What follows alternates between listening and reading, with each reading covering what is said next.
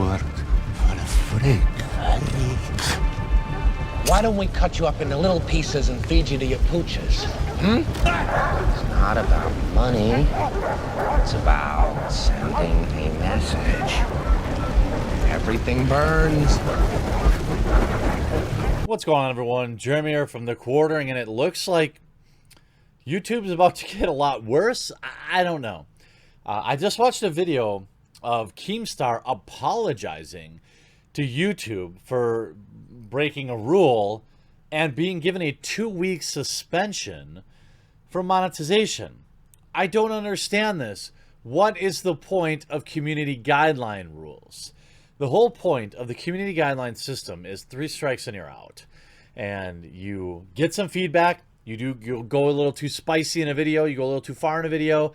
And then you get a strike. And they tell you why. And then you correct your behavior. This is, a system that's been in place since the beginning of humanity. But now, with the demonetization of Tipster and Augie RFC in the last 2 to 3 weeks, I'm genuinely concerned.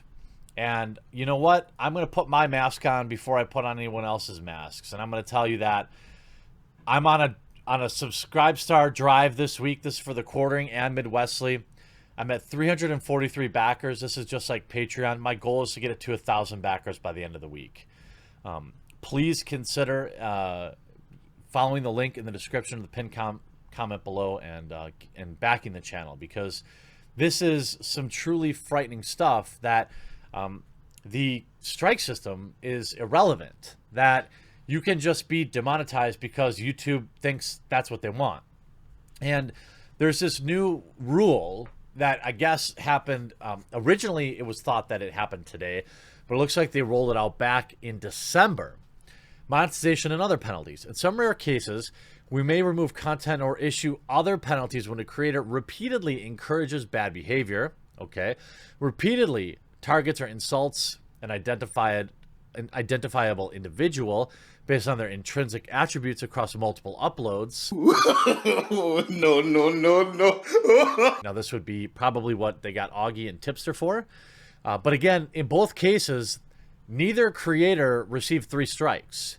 They received 1 in one case and 2 in another, and they just stripped their monetization anyway. And then this last line, which is very, very slimy. Essentially, if we just want to, we can. Kind of loopholes. Creates content that harms the YouTube ecosystem by persistently inciting bad behavior between creators for personal financial gain. That's literally drama channels. I mean, that's Keemstar, that's Scarce, and I mean, that's me too. Does this mean now that I'm not supposed to cover other creators? I mean, I don't know. I mean, I think I'm genuinely considering removing my Suzy Lou videos. No. It's not true. That's impossible.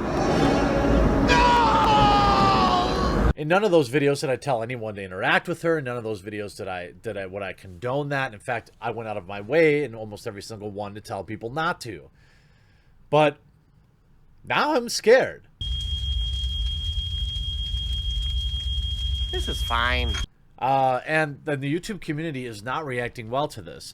You see some ordinary gamers coming out. This new clause is so vague. I can't fathom what channel it targets. It's almost like the range goes from Drew Gooden versus Lighthearted to the most toxic creators. This is likely a result of the whole Keem versus Ethan stuff. They're going to be fine, but everyone else is in trouble. And then you saw Ethan Klein coming in here to defend himself. For clarity, the rule was made in 2019. And Keem replies saying, I am not fine. And then Justin Wang coming in here saying, thanks, Ethan. Yeah, I mean, Ethan was definitely involved in this, in my opinion. Why else was he meeting with Susan Wojcicki in the podcast studio? Why else was Gokenru's video taken down just moments, basically, after meeting with them? Pimp Master Broda says, after what happened with Keem, Gokinaru, and Leafy when they made videos on H3H3. You cannot convince me that Ethan doesn't have something to do with this. This isn't a defense of any of them, but rather an admonishment of YouTube for creating a protected class. We don't need more alinities. And I don't disagree. And when we look at this, what's crazy about this is when we look at this video, Keemstar has to publish an apology video in which he says that he has been suspended for weeks. This is not in the existing system that any creator, I want you to hear me when I say, as a viewer and other content creators that watch my content, this is unprecedented. This is a special punishment handed out to Keemstar that is not a part of any of the traditional system. 1 strike can't upload for a week. 2 strikes can't upload for what? 2 weeks or 30 days or something. 3 strikes, your channel is disabled. Whatever the rules are.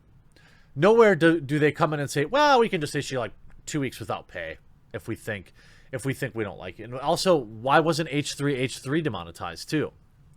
That's the interesting thing here.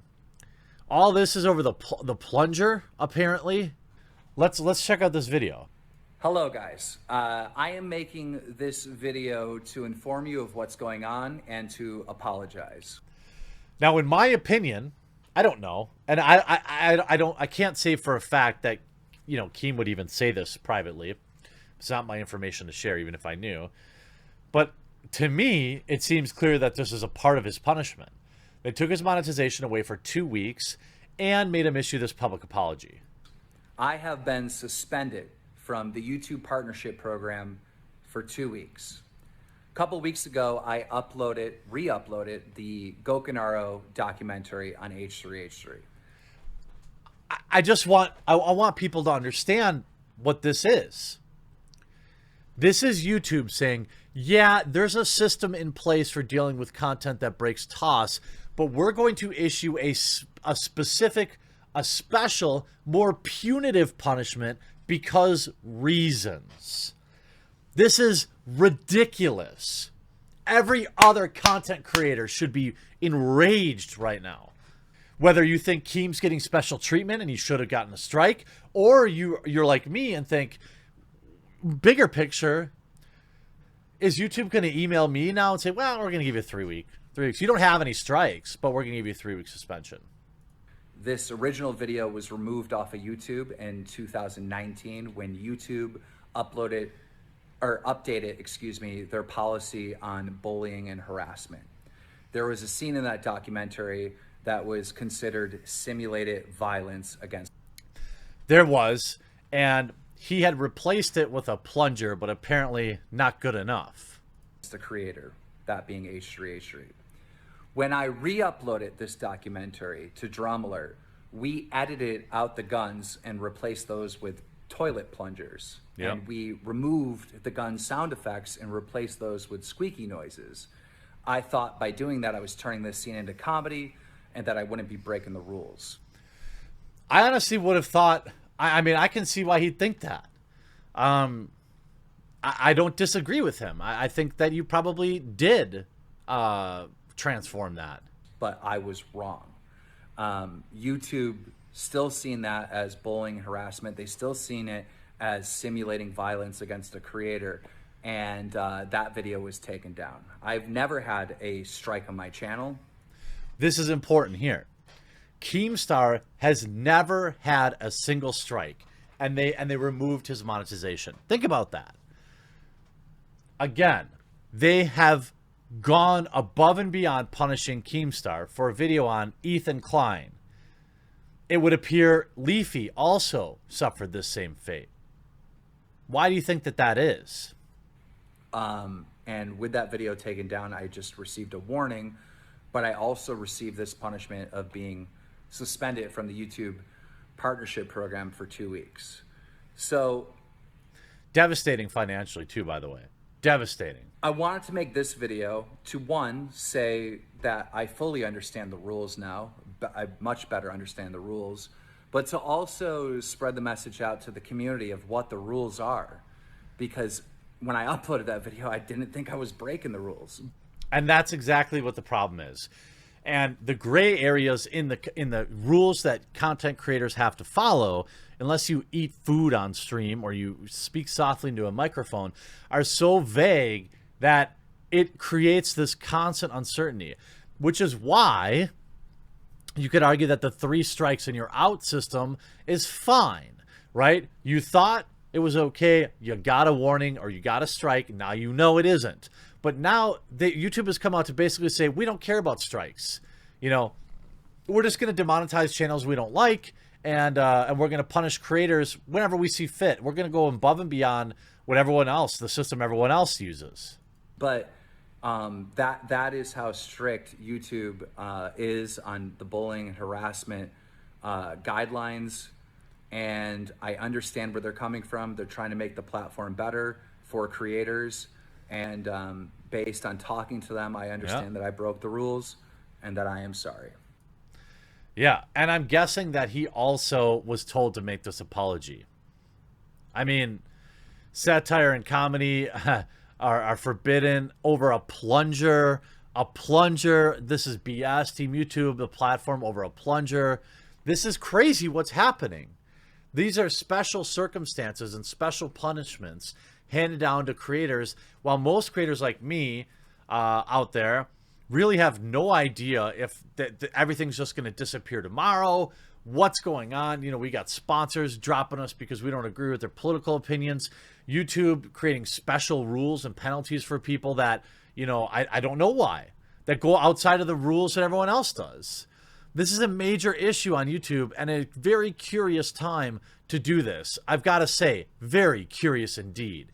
This is outrageous. YouTube, you need to apply the rules evenly. You need to make sure your creators understand the rules, not just punish people and then say, oh yeah, here's a clarification. Actually write out your own guidelines that we're apparently following. This whole living in a world of trying to hit a moving target is ridiculous. You're driving your creators insane. Our fandoms have no idea if their favorite creator is going to be here tomorrow. This is not what I would call a safe or happier platform. YouTube needs to fix this. I hope you enjoyed this video. Please share it, and we'll talk to you again real soon.